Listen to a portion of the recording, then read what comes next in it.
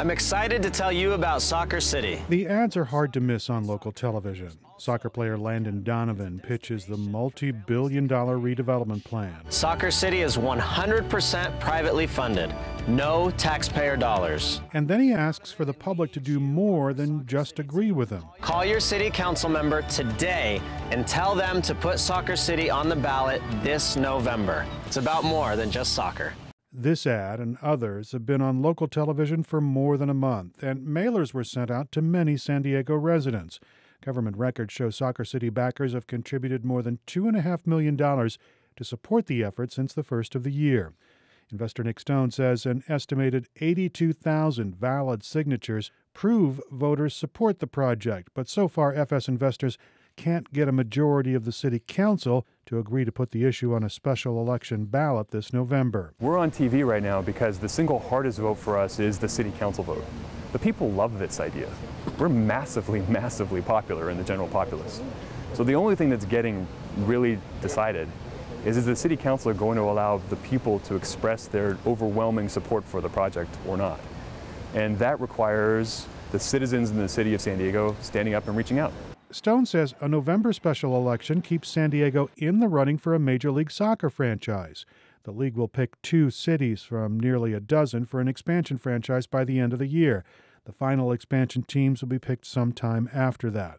Stone says holding up a citywide vote until November 2018 means all the expansion franchises could already be picked. He says opponents know that. There's a lot of sort of developer-focused opposition out there, and what I think you're seeing is that all of those streams of opposition have all kind of revolved around the development community expressing a view with respect to this project, and that group is powerful.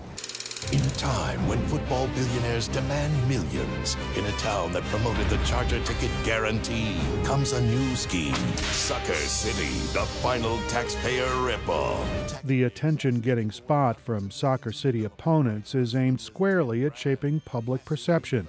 The ad calls the redevelopment project a giveaway that'll snarl traffic in Mission Valley. It's all about a well-connected developer turning an obscene profit. Coming soon, Soccer City. This ad is funded by 2 powerful Mission Valley developers, H.G. Fenton and Sudbury Properties. Both control land in the valley that could be affected by the Soccer City development. Government records show that Fenton and Sudbury donated nearly $1.5 million to the group Public Land, Public Vote since the first of the year. It's the group's only recorded source of funding.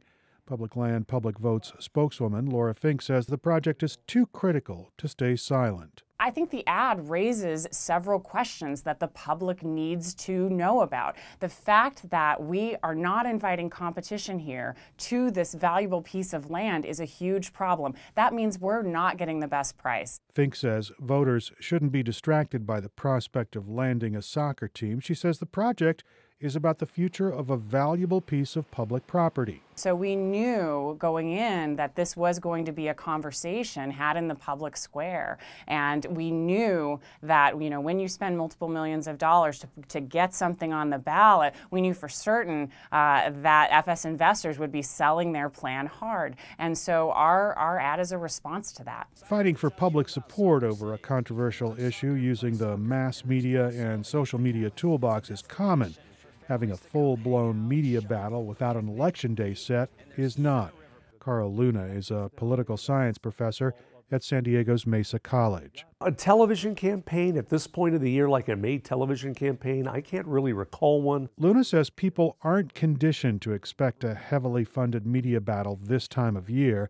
He says it's especially difficult to mobilize the public to reach out to city officials. You had graduations all over the city. People are paying attention to their families, they're looking at summer vacations. This is probably the worst time you're trying to get a lot of public traction to influence a vote. The city council weighs in Monday afternoon. City officials can vote to approve the project outright, which is unlikely, or send the issue to the November 2018 ballot.